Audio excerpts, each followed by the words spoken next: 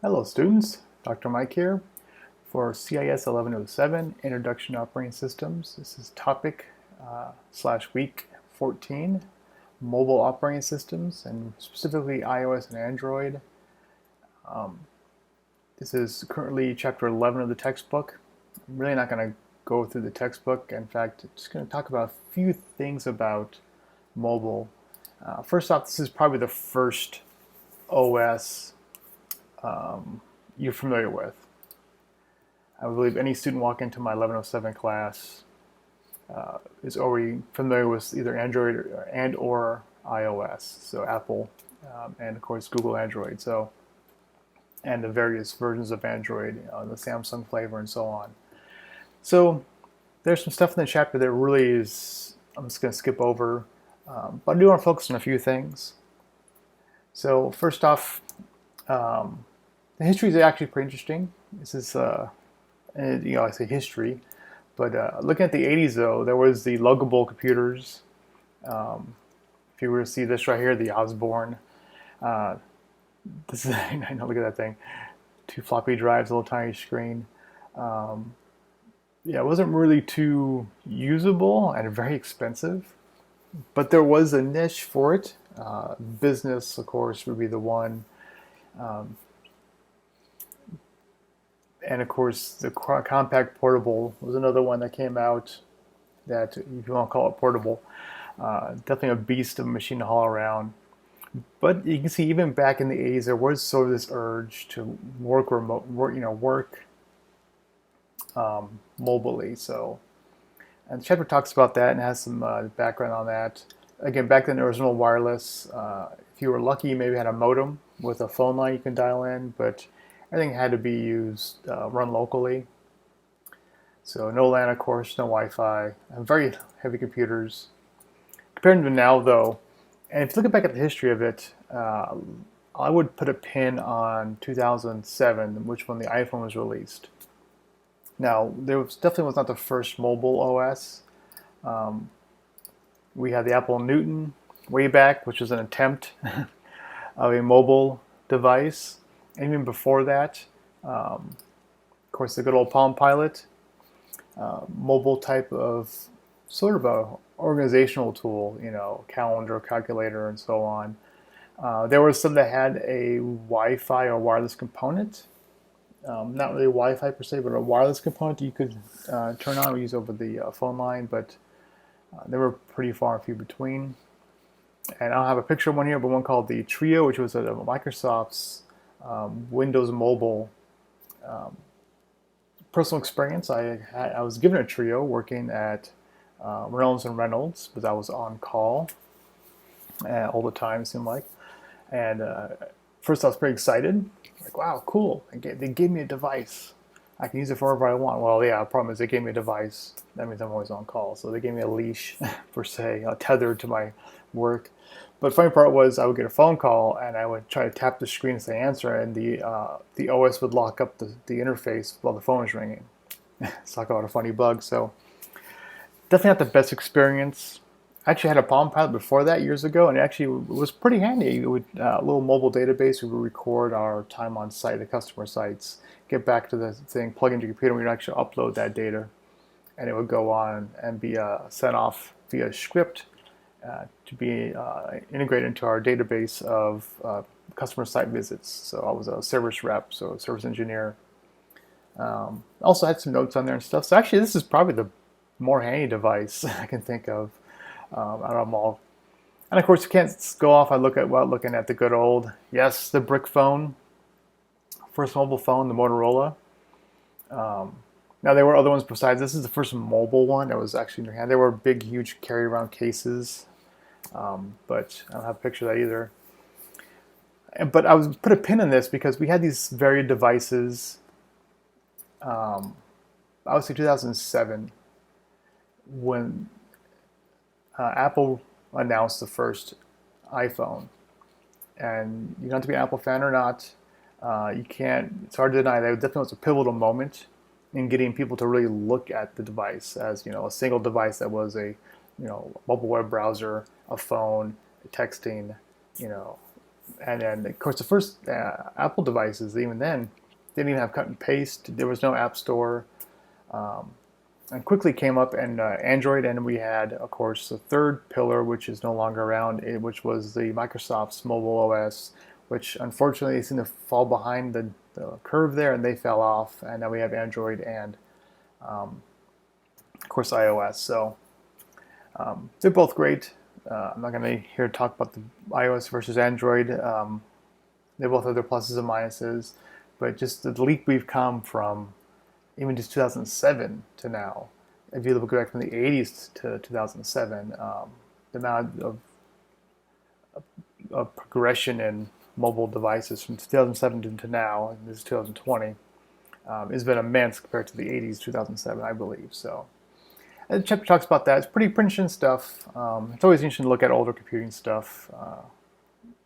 I know for me, it's probably looking back at what I used to have.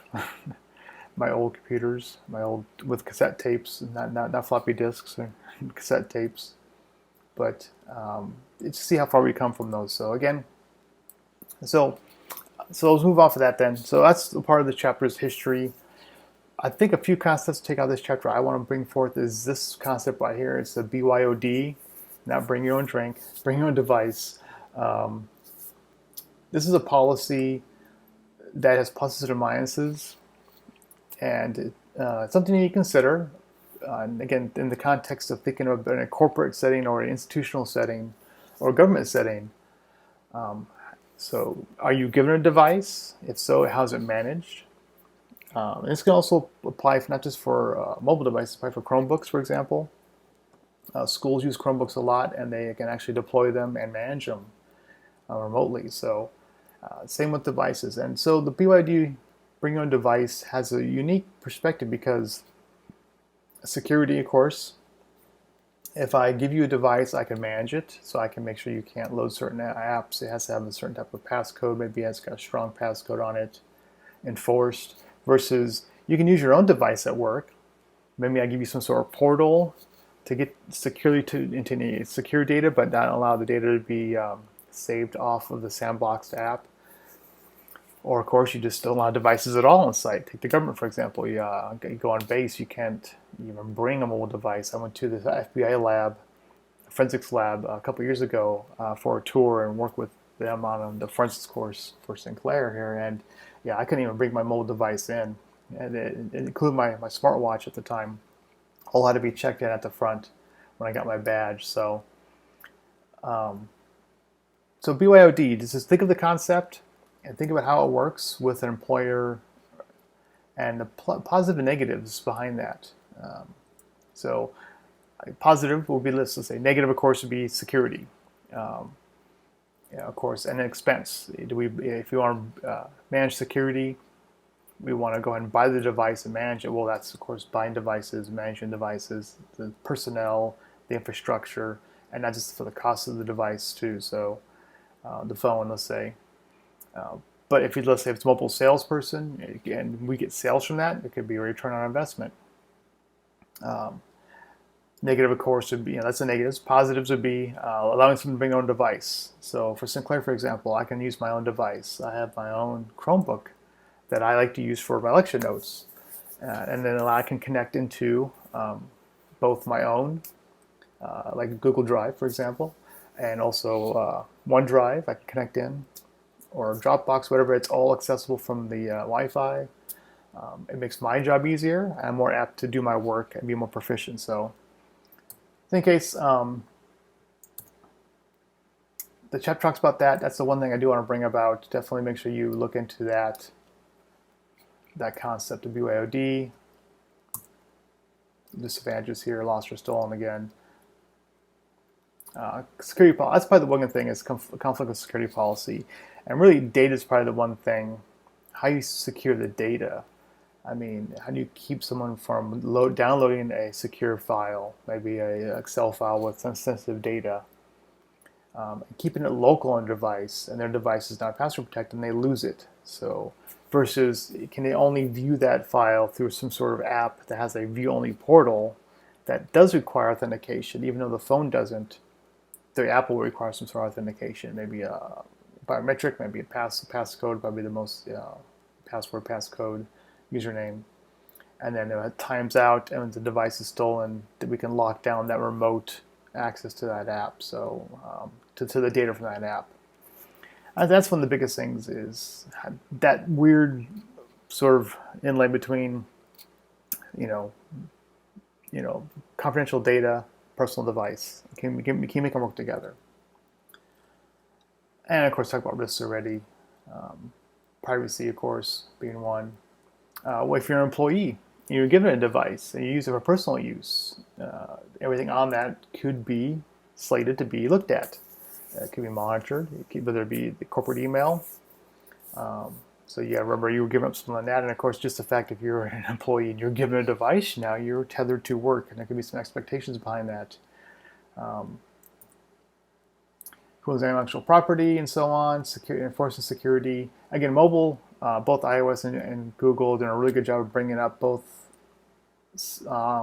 mobile devices to have sort of a corporate way to manage them. So, and that's this mobile device management right here, MDM. So both iOS, again, and Android have ways to do mobile device management, and there's also software and companies that help with this. Both, patching, getting devices to people in their hands securely, and things like that. So MDM, remember that, and with the BYOD. So some acronym soup. So the chapter goes into configuring your mobile devices, configuring accounts. I'm not going to go and touch any of that stuff. Just realize, yes, they're accounts. I mean, if you have an Apple device, you're probably going to have an iCloud account. If you have an Android device, you probably have a Google account. And even more, though, we see this. I'm going to say you see an account. So let's say this is a Google account. This is an Apple account. And we can't forget, even though there's no device, Microsoft accounts. Your device can actually have one or more of all three of these. You might actually have all three on your device itself. So just keep that in mind. And I'm not going to go until this is about set these up. The textbook has some screenshots. So if you've never touched an Android device or an iOS device, you might see some screenshots for either one. But those can change. Even from this textbook, when it was printed, the look and feel of our mobile devices change with each release. So connecting to Wi-Fi or wireless.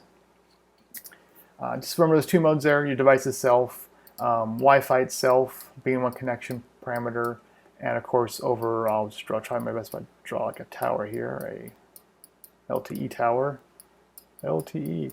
Right, we have these different connection methods. Some use, of course, use data, some don't.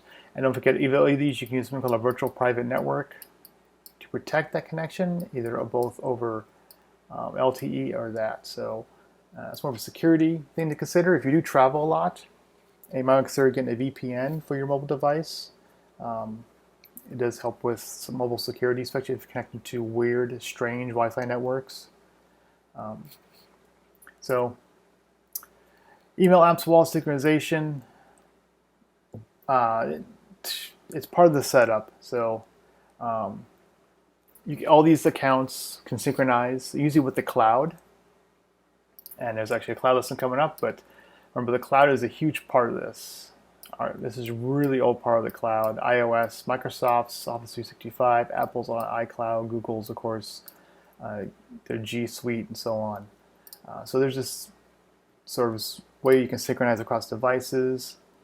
You can, again, this only one slide. I think it's the only slide I have here. This is it. That's all I'm going to show you. Both these have ways to connect in. So it goes beyond just having an Apple account, an iCloud account with an Apple device. You could probably get just that, but chances are you're going to have more than that. And they'll have ways to set this up. So probably the one topic I do want to come in here and say, I will bring up this chapter. I think it's really important, securing a mobile device. Probably the one thing personally, and as a corporation, if you were work for an institution and you're in IT, security should be forefront, because first off, these things can be, point to my phone here, lost, stolen. So that's the one most dangerous thing is an unsecured device. Even as a person, a lot of your personal data is on this device. Um, so first off, our devices are operating systems. They're full-on OSs. They have patches. Check for updates, not just for that, also for the apps themselves. So apps have updates, and the device itself. I do give props. Both have a good job of keeping up to date. Be wary of an old device that runs out of update windows. Can speak from experience, at least on the iOS side. The device will still get security updates for a while, but then as soon as security updates stop, so it won't get the newest and latest and greatest, maybe widgets and look and feel and functionality, but it still gets security updates. As soon as security updates stop, you really consider not using that device. So again, there's ways to check this on the device itself. I won't go through all that. Both iOS and Android have ways to look for updates. Now when it comes to updates, be smart. If I'm using my Chromebook, any device, if I'm going to use my device, maybe I have an iPad I might use for lecture notes, or I may use for testing, or security testing, or for side jobs or whatever. I don't want to run the update and then plan to use it that day. I might want to maybe wait in the update, unless the update is burning security update that's got to be in now. There's always a chance an update could go bad. One, you could have some bad code in it that cause your device not to work properly, or two, break your device. Hopefully not. Both sides of the house are doing a good job at keeping updates pretty solid. But yeah, maybe wait on it, sit on it for a day, make sure there's nothing on the social media saying that update is breaking my device or it causes a certain function not to work which you need. So ways to look for that in there. The chapter will show you this. There's ways to look about updates, and it'll probably look different from now. This looks like this is Android. So securing your screen, securing your device. Probably the biggest thing from this chapter, besides understanding bring your own device, is this. There are ways to secure your devices, and we have, of course, PIN, password, passcode. All those are going to have some sort of passcode assigned to them, a password, and they actually unlock the higher level stuff like Touch ID or Face ID or biometrics. You usually need to have a passcode put in. Definitely have a good passcode, so have one on it first. Have one that when your screen times out, it needs to use biometrics or a passcode to recover that. I'm not going to get into the whole territory about, well, biometrics aren't covered by the Fifth Amendment. That's a whole separate thing. Just think of usability, though. I do like Touch ID on my device because it allows me to have a strong passcode, but yet I can easily get into my phone very easily with either Touch ID or Face ID. So I do like biometrics and mobile devices. I think work well hand in hand. So if you don't have a passcode on, first off, that's bad. Have a passcode. And second, if you have a simple passcode, that also can be bad. At least you have a passcode, but it can be bad. Here's an example slide. This is not in the textbook. I actually have this couple screenshots here I use from actually a story I did with the news about mobile device security. And first off here, on this example, you can see we have 1, 2, 3, 4. So this literally is telling me I have four digits. I mean, this screen itself is... I'm not sure what screen this is from. It's a weird font, but the screen itself is actually giving me clues to what I need to know. It's 4 digits. So I can probably start working on this. Is it 111, 22? You can easily figure out a way to hack into a 4-digit code. Go in and add in a special character, right? So go from having 1, 2, 3, 4, which is a horrible passcode, but let's add in lowercase a and a £sign. What that does is that's gonna, at least on this is a picture of iOS. It will open this screen up here, and all you see is a passphrase per se, or no longer passcode. So if I pick this up as an attacker, someone who finds your device, almost or I steal it, or I find it, I try to get into it, I know this is 4 digits and it's 4 numbers, right? 0 through 9. If I see this screen here, I don't know how long it is, and also it's going to be Well, is it going to be up lowercase a through z, uppercase a through z, 1 through 9, 0 through 9? That's a horrible looking 9. 9? 0 through 9. And also we have all the special characters, right? This is going to be everything from exclamation point to, equal signs, plus signs, this special character grouping here. This really adds complexity. And what we've referred to, it's bit complexity, or it's it makes that pool of randomness much too large. So we refer to in the encryption cycle entropy. This is going to be hard to figure out versus 1 through 4, 0 through 9, 4 digits. So just the math there with that. So adding that special character, even with a simple passcode, it makes the device harder to unlock, much harder. So, and you can do that both in Android, iOS. You can go in and turn on what type of passcode you want. Touch ID here, example screen for, this is on an iPad. You can restrict mode, restrict what can be connected. Do you allow USB connections at all?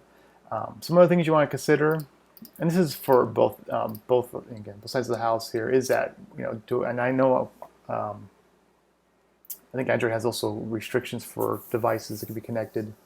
What can be connected to my device?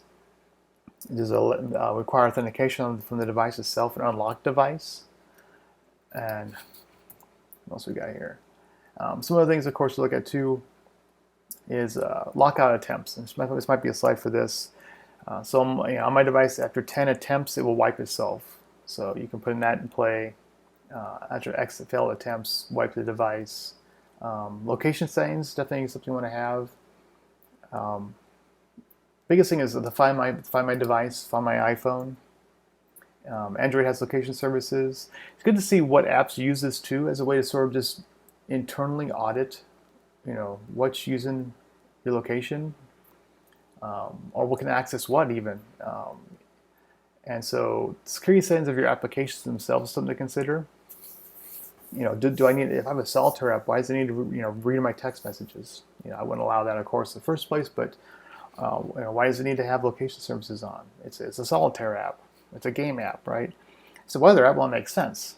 You would think WackyWeather needs to know where you're at, and then you can control if you still want to allow it or not. So same here with iOS. So location settings, but probably the biggest one is this right here: mobile devices and find your iPhone, mobile tracking itself.